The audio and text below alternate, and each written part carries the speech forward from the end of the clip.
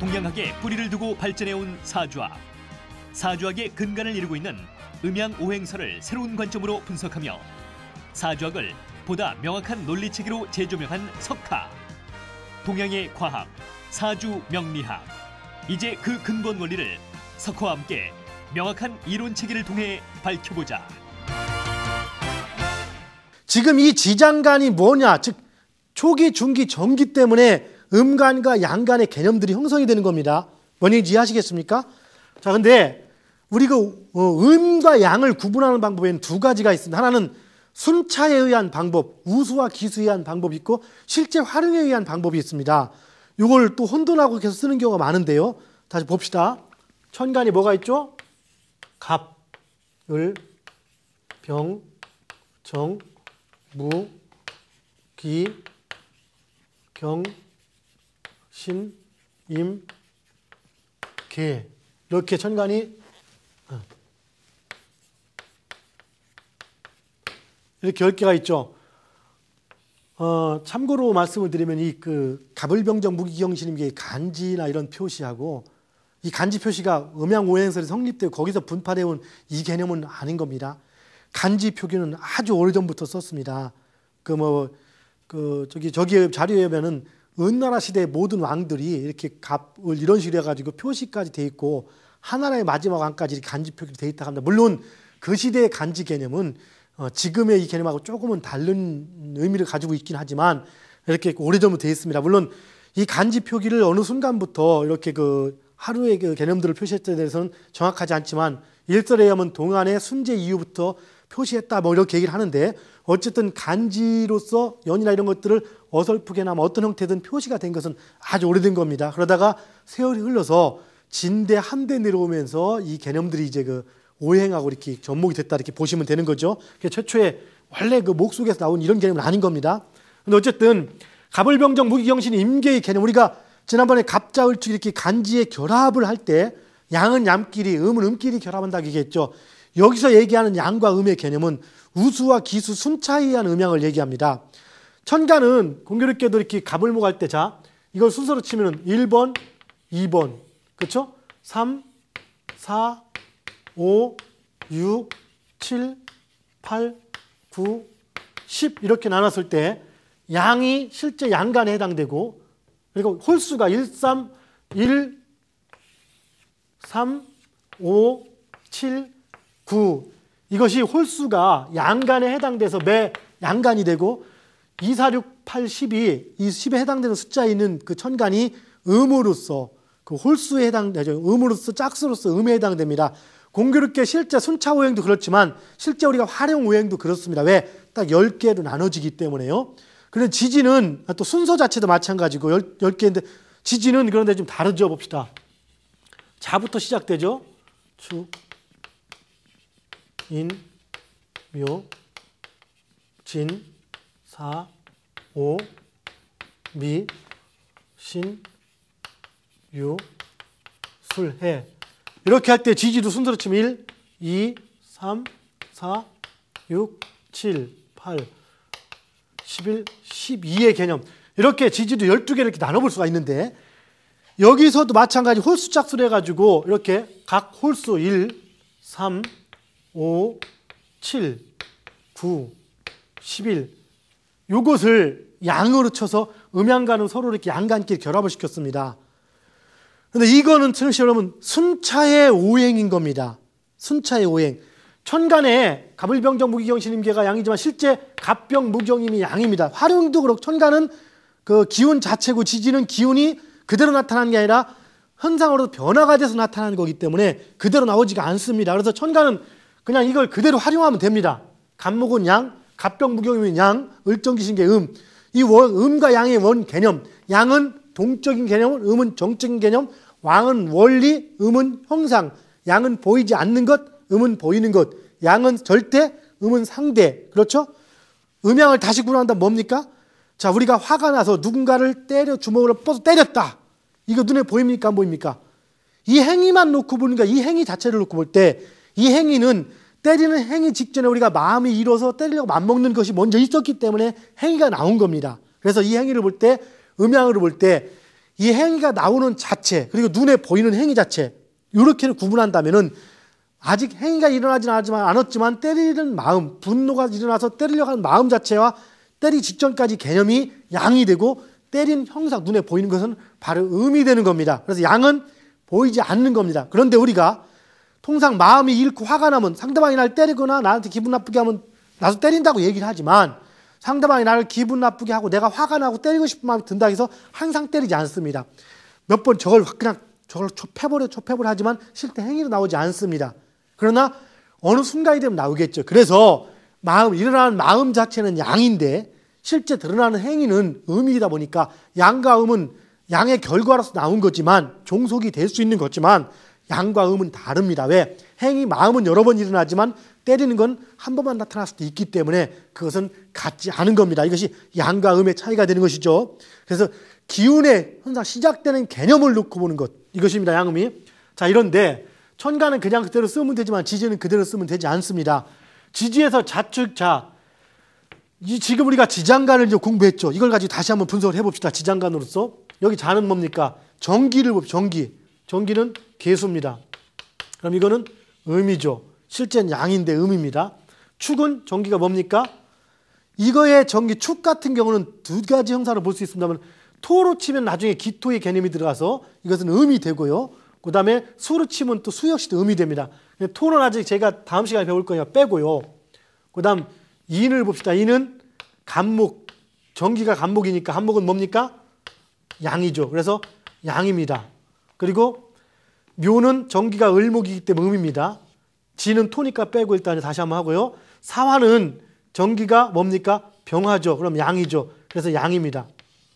그리고 오화는 정기 음이 정화입니다. 그래서 음입니다. 이것이 실제 활용하는 오행입니다, 여러분. 그리고 왜 그런지 지금 알려드릴 겁니다. 그 다음에 미토는 역시 토니까 빼고 일단 다음에 따지고 신금은 정기가 경금입니다. 이렇게. 그래서 양이기 때문에 양입니다. 유금은 정기가 신금입니다. 그래서 음이기 때문에 음입니다. 술돈 빼고 해수는 정기가 임수 양입니다. 그래서 실제 양으로 활용됩니다. 이렇게 활용이 되는데 자 보면은 그 순차 오행으로서는 자수는 양인데 실제 오행에서는 음입니다. 음과 양이 바뀌었죠. 자는 음과 양이 바뀌었습니다. 자.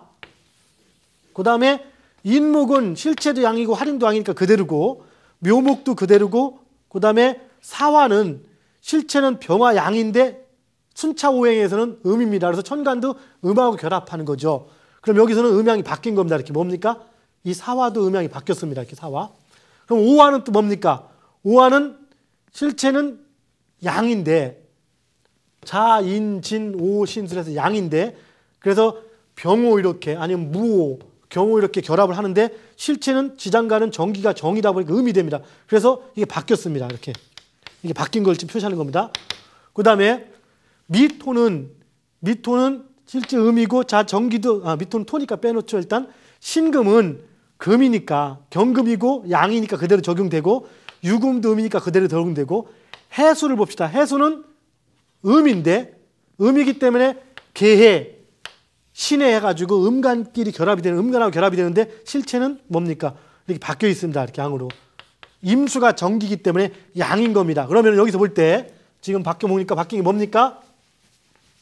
자, 자와 그 다음에 사와 오해 이것이 바뀐 겁니다.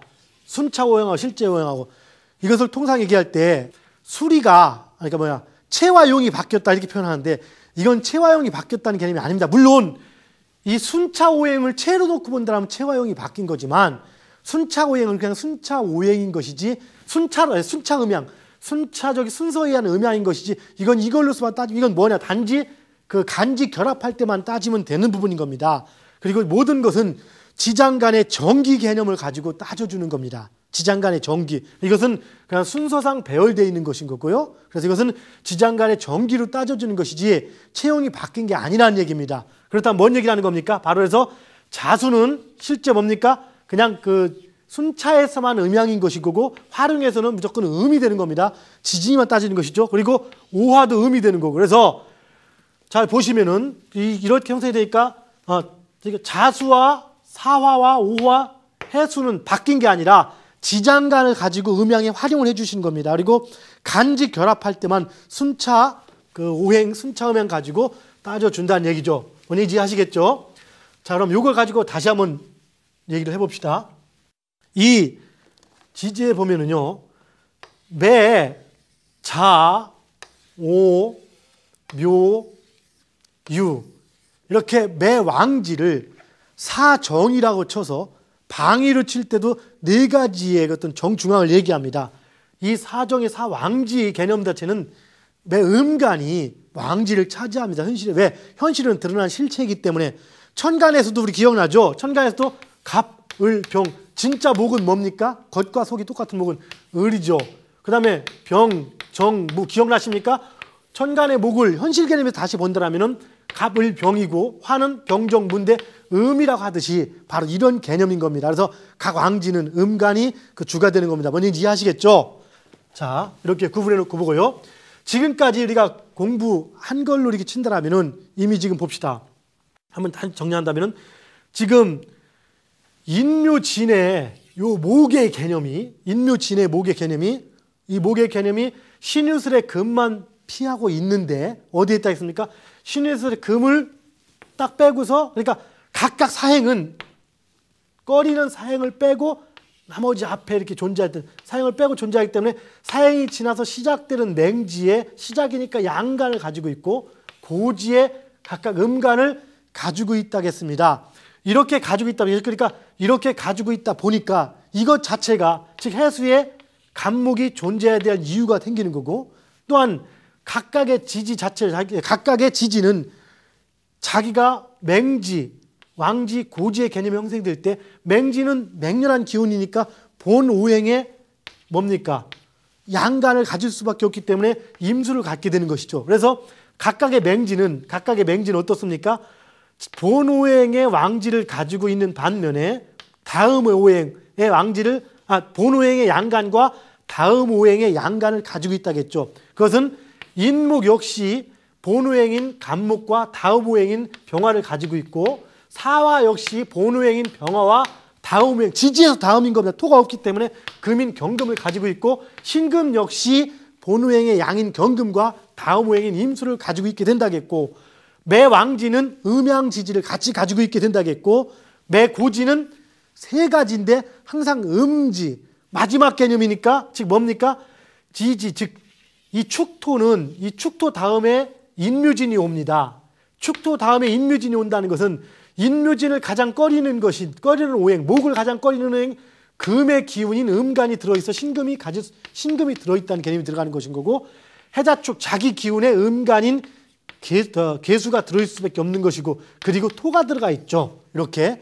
자, 그럼 나머지 현재 지금 각 왕지와 맹지와 고지에 대한 그 오행의 배속이 끝났고 단지 지지에 단지 그 각 진술 충미의 무토와 기토에 대한 배속만 우리 공부를 해주면 되겠죠. 자, 다음 시간에 바로 이 진술 충미의 그 배속, 음양간 배속에 대해서 공부를 해보고 또한 이 지지 사행이 오행이로 작용될 때 어떻게 작용되나에 대해서 공부를 해보도록 하겠습니다.